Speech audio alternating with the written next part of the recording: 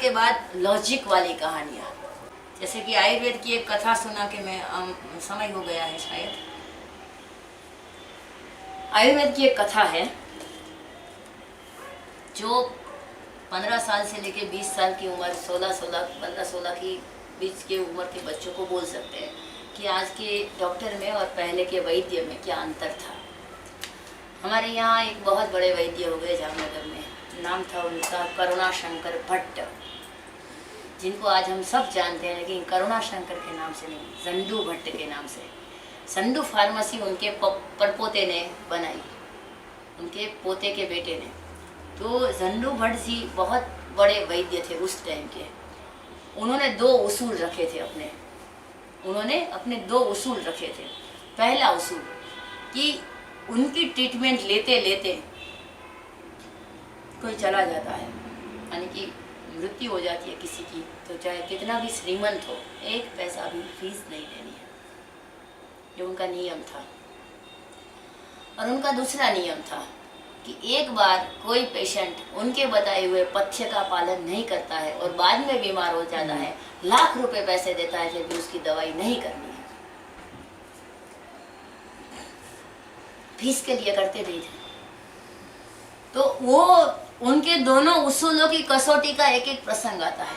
वो दोनों उसूलों की, देखिए कोई भी आप व्रत लेते हैं ना, तो उसकी टेम्पटेशन आता ही है, प्रलोभन आता ही है।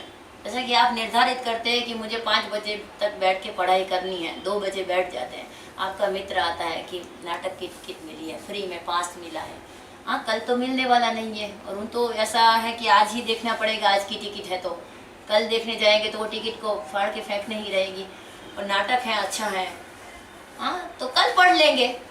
आपने अपने आप निर्धारित किया था कि मैं 2 से 5 पढ़ाई करूँगा, अब 2 से 5 ही नाटक का शो है, तो आपने यदि ऐसा कॉम्प्रोमाइज कर लिया कि चलो ना कल पढ़ाई कर लेंगे, समझ लीजिए आप हार गए मन के सामने, और किसी के सामने नहीं, मन के सामने। मन के हारे हार हैं, मन के जीते जीत।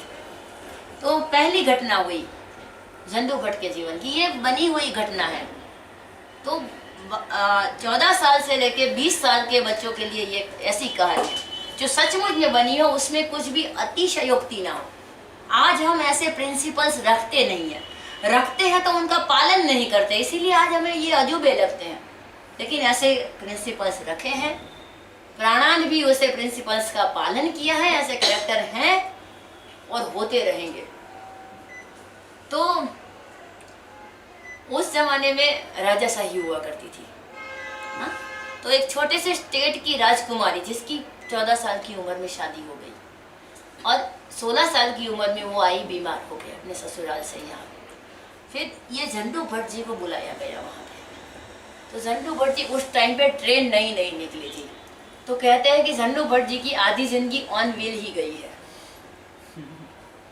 ट्रेन के पहियों के ऊपर ही, क्योंकि सह यात्रियों में भी पेशेंट मिल जाते, निर्धारित करके निकलते कि राजकोट से बम्बई जाना है, वो इमरजेंसी वाला केस बैठा होता है बंदा सामने ही कि मेरी पत्नी को डिलीवरी में पागल हो गई है, घर पे ही डिलीवरी होती थी तो क्या होता था कुछ पता नहीं चलता था, सन्नीपात ज्वर हो गया है, 5 बेटी के ऊपर एक बेटा आया है, तो आनंद से भी पागल हो सकते हैं इंसान, जैसे दुख से हो सकते हैं। तो सन्नीपात ज्वर जैसा आयुर्वेद में पागलपन जैसा नहीं था, मानसिक बीमारियां होती है, पागल कोई नहीं होता। एक दृष्टि से देखो तो सब पागल है, और एक दृष्टि से देखो तो कोई पागल नहीं है। तो सन्नीपात ज्वर बोलते थे उसको, बुखार में ही बड़बड़ाहट करने लगते हैं लोग, तो सन्नीपात हो गया। त्रिदोष गुपित होते हैं और जो ज्वर आता है, बुखार आता है, उसको सन्नीपात ज्वर बोलते हैं। तो अहमदाबाद ही उतर गए, निकले थे राजकोट से बम्बई, उसने कहा कि यहाँ पहले जाने जैसा है, तुरंत ही अपनी दवाई की पोटली लेके अहमदाबाद उतर गए। फिर 2 दिन वहां रुके, फिर ट्रेन पकड़ी। तो ऐसे वैद्य थे वो। तो वो स्टेट की राजकुमारी का इलाज करने गए, वो नाड़ी निदान किया, पूरी मुखाकृति का निदान किया, मलमूत्र परीक्षण किया, और वो 15-16 साल की बच्ची को अपने कमरे में छोड़कर उसके बाप और भाई के साथ मिले। उसने कहा कि ये रोग असाध्य हो गया है, ये अब मिट नहीं सकता, ये बेटी की जान लेके जाएगा, ये बेटी की जान लेके जाएगा, आप तैयारी रखिए। और उस टाइम के वैद्य बोलते थे असाध्य माने असाध्य। फिर भी ये बच्ची की उम्र छोटी है, उसको अभी से डराना नहीं है कि तुम मर जाओगी, ऐसा है वैसा है। तो पहले घर पे ही ट्रीटमेंट होती थी। आज 8 साल के बच्चे को आप ले जाओगे कैंसर हॉस्पिटल में, बच्चा समझ ही लेगा कि कैंसर में आदमी मर जाता है। पहले घर पे ही होती थी, वो बार बार पूछती थी वही चाचा मैं ठीक हो जाऊंगी ना? उसने कहा बेटा क्यों नहीं, हाँ तुम जरूर ठीक हो जाओगी। और उसके पथ्य का, उसको वेदना कम हो, उसको पेन कम हो, पीड़ा कम हो, ऐसी औषधि उसको पीस पीस के हलवा में डाल के देते थे। उसका कि तुम्हारा कुछ कमजोरी है और कुछ नहीं है, बस कमजोरी है, तुम ठीक हो जाओगी, तुम ठीक हो जाओगी। ऐसे 2 महीने तक उसका, लड़की का खाना बनाना, लड़की का बिस्तर खराब हो गया बिस्तर साफ करना, खाना बनाना, बिस्तर साफ करना, औषधि बनाना, ये सब A to Z सेवा चंदू भट्ट जी ने की। 2 महीने के बाद लड़की चली गई। 2 महीने वहाँ उसके घर पे रह के, नर्स भी वो, वार्ड बॉय भी वो, डॉक्टर भी हो, माँ भी वो, सब भूमिका एक साथ निभाई। 2 महीने के बाद वो लड़की चली गई। वो लड़की की चिता को अग्नि देके वो अपना स्नान वगैरह करके कहा कि मैं चलता हूँ। अब उस दौरान 2 महीने के दौरान पूरे गांव में से 500 लोग ठीक हो गए वैद्य जी की दवाई से। क्योंकि वैद्य जहाँ आता है वहाँ पेशेंट उनके पास आ ही जाते हैं। कमल के पास जैसे भंवरा आ जाता है ना, वैसे वैद्य के पास तो 500, वो तो एक साइड प्रोडक्ट हो गया, साइड इफेक्ट हो गई वैद्य के उपस्थिति की। 500 लोग अपनी अपनी समस्या लेके आते, कुछ औषधियाँ दे देते, कुछ घरेलू औषधियाँ दिखा देते, तो 500 लोग तो ऐसे ही ठीक हो गए। फिर उन्होंने कहा कि आपका दवाई का पैसा तो आप नहीं ले, ठीक है, लेकिन आपने यहाँ सेवा की, और सॉरी आपने सेवा की, उसका पैसा हम नहीं देते, वो तो अमूल्य है। लेकिन यहाँ सेवा का कोई पैसा नहीं था, सेवा का पैसा नहीं देते क्योंकि सेवा का मूल्य कभी नहीं हो सकता। लेकिन आप दवाई के तो पैसे ले लीजिए, इतनी मेहनत से आप औषधि जंगल से लाते थे, उसको ऐसे करते थे, घूट घूट के बेटी को बनाते थे। हमारी बेटी ऐसी शांति से मरी, बिना पीड़ा के। उसको देह छूटनी थी, छूट गई, पीड़ा के छूटी, लेकिन पीड़ा बिना छूट गई देह। हम राजा है ना, दे सकते हैं आपको। गरीब लोगों का व्यक्ति भी चला जाता है और पैसा भी जाता है। ऐसा होता है ना, कैंसर जैसी बीमारी में क्या होता है, व्यक्ति भी गया, पैसा भी गया। व्यक्ति बचता है तो भी एक होता है कि चलो लाख रुपए भी कर्जा भी उतार देंगे किसी का, लेकिन व्यक्ति ठीक हो गया। लेकिन व्यक्ति भी गया, पैसा भी गया। लेकिन हमारी स्थिति ऐसी नहीं है। हम भगवान के दया से, आप लोगों के आशीर्वाद से सब कुछ, बहुत ही प्रलोभन देने की कोशिश की नहीं। मेरा सिद्धांत है, अमीर से अमीर व्यक्ति का भी घर से व्यक्ति जाता है, उसका एक पैसा मुझे आराम है, मैं नहीं लूँगा। तुरंत वो ट्रेन में बैठ के जामनगर चले आए, खुशी से दे रहे थे। 2 महीने की सेवा की थी बेटी की तरह। सिद्धांत में कभी कॉम्प्रोमाइज़ नहीं। अब ऐसे सिद्धांत तो वालों के बैंक में फिक्स डिपॉजिट नहीं हुआ करती, उसके ऊपर कर्जा हुआ करता है। ऐसे सिद्धांत वालों के ऊपर कर्जा होता ही है। तो कर्जा चढ़ गया था उस टाइम पे, 50,000 का कर्जा था चंदू भट्ट जी के ऊपर उस टाइम पे। आज से 150 साल पहले 50,000 रुपये का कर्जा था। लेकिन कोई मांगता नहीं था, क्योंकि सबको पता था कि भट्ट जी की ऐसी उसूल वाले हैं, तो कैसे होगा। थोड़ा थोड़ा करके चुका देते थे, देने वालों को भी भरोसा था कि दे देंगे। तो उसका एक मित्र था, चंदू भट्ट जी का एक मित्र बॉम्बे में रहता था, बचपन के दोस्त थे। वो कमाने के लिए मुंबई चला आया, वो जामनगर में ही रह गए। फिर चंदू भट्ट जी भी वृद्ध हो गए, उनका बच्चा युवान हो गया। मित्र का लड़का 25-26 साल का आया एक दिन बीमारी लेके, पैसों की पोटली लेके, 50,000 रुपये। पिताजी को पता था कि मेरे दोस्त के ऊपर कर्जा है, तो कर्जा भी चुकते हो जाएगा और मेरे बेटे का इलाज भी हो जाएगा। लेकिन उसने कहा था कि पहले चाचा जी को पैसे मत दिखाना, गुस्सा हो जाएंगे मेरे ऊपर के दोस्त को पराया माना। हाँ, जब तुम ठीक होके आओ ना, 1-2 महीने रुकना, ठीक होके आओ ना, बाद में तुम ये पैसे देना। देखिए, पहले डॉक्टर को डिपॉजिट देते, डॉक्टर को बुरा लगता बुरा लगता कि क्या ये मेरा अपमान है ना। भगवान के मंदिर में जाते ही सीधा जेब में हाथ डालते हैं लोग, जैसे कि भगवान के यहाँ मूर्ति देखने का कोई टैक्स लगता हो। नहीं, दो, पहले शांति से दर्शन कर लो। सब कुछ दे दे तो भी कम है, ऐसी जगह है मंदिर, सब कुछ दे दे तो भी। वहाँ ऐसे आप नोट देखते हो 10 का ही आता है नाच में, हाँ, तो हाथ ऐसे निकाल के फिर दान पेटी में डालते हो। पहले ही जेब में क्यों हाथ डालना? हाँ, पहले शांति से दर्शन तो कर लो ना, कंपलसरी नहीं है देना, उसके पास सब कुछ है, तो पहले नहीं देना है। पहले देना वो अपमान है किसी का भी। तो पहले के आज तो डॉक्टर बोलेंगे कि बोलो इतना पैसा जमा कराओ, फिर आपको एडमिट किया जाएगा अंदर। उसने पैसे रख दिए, नाड़ी निदान हो गया, ट्रीटमेंट चालू हो गई, वो वहाँ रुक गया 2 महीने तक। बढ़िया सा हलवा शीरा वगैरह खा के उसको ठीक ठाक कर दिया 2-3 महीने में। अब वो बंदा ठीक हो गया, नाखून में भी रोग नहीं रहा। फिर उसने 50,000 रुपये निकाले, कहा कि चाचा जी ये लीजिए, आपने मुझे जीवन दान दिया, माँ बाप का इकलौता बेटा, इतना बड़ा श्रीमंत, इतने बड़े श्रीमंत बाप का बेटा, इकलौता बेटा, आपने मुझे नवजीवन दिया है, ये तो बहुत कम रकम है।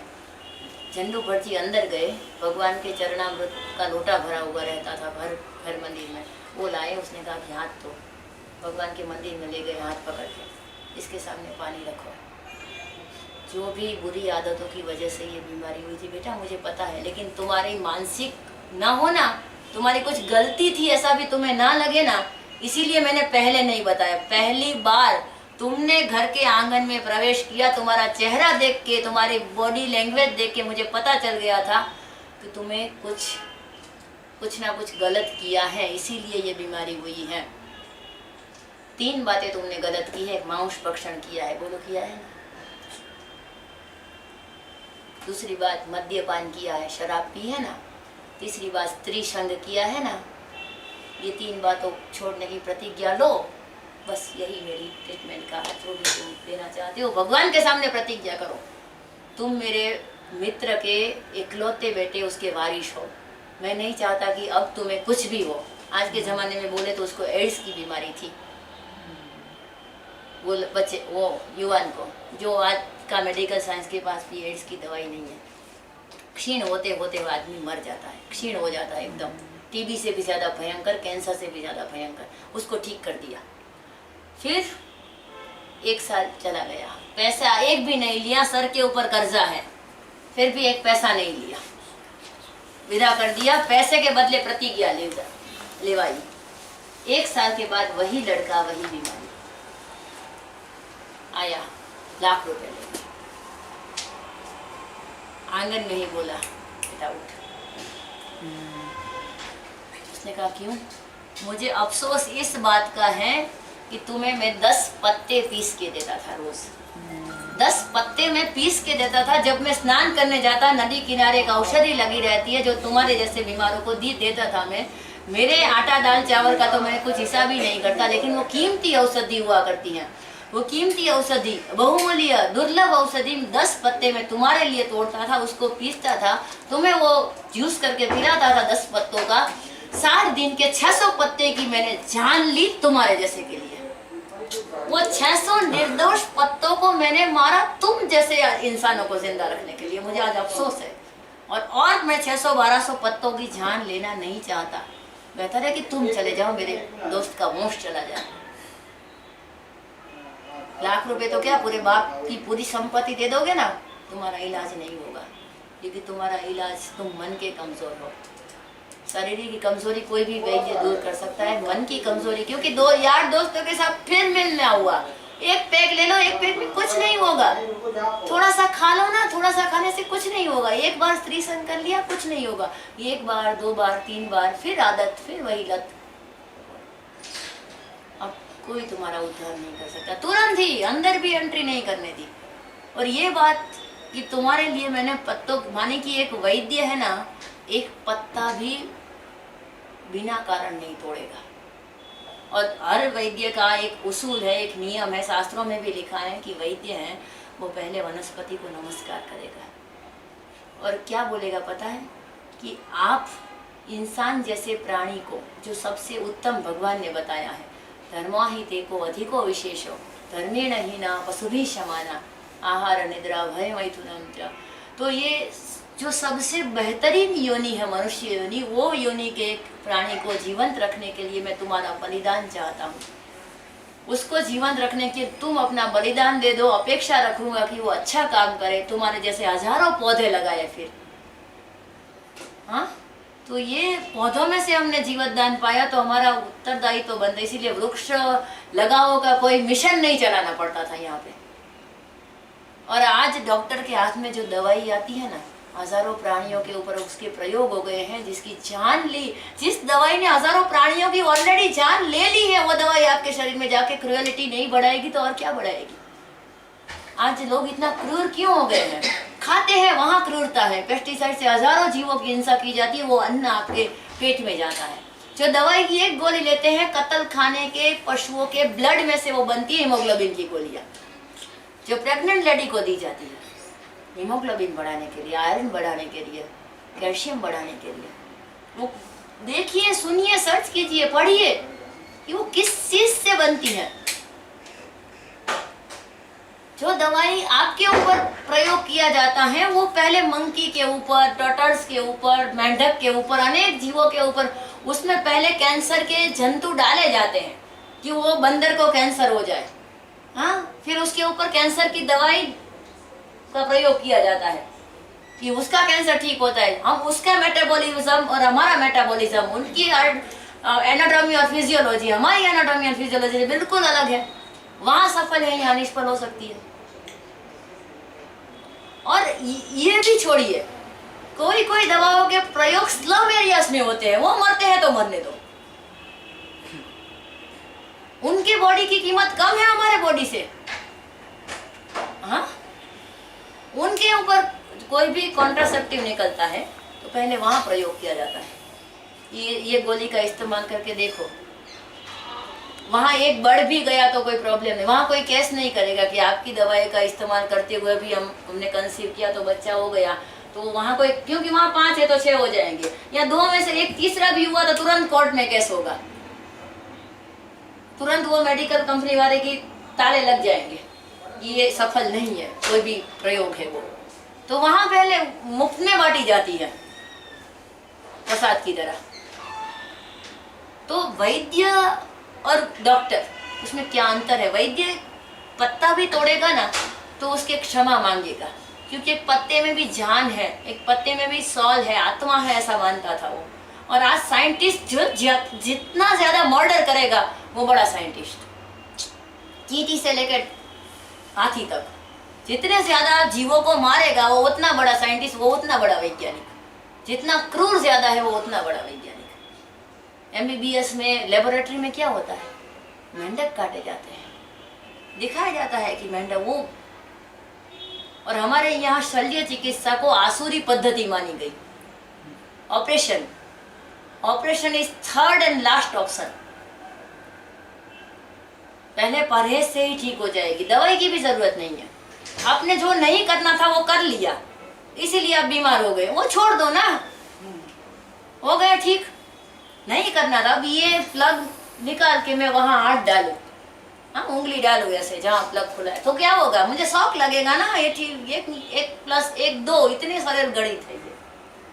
तो ऐसी कहानियां सुनानी है कि जिससे उसकी भावनात्मकता के साथ क्या बढ़े, वैचारिक शक्ति बढ़े।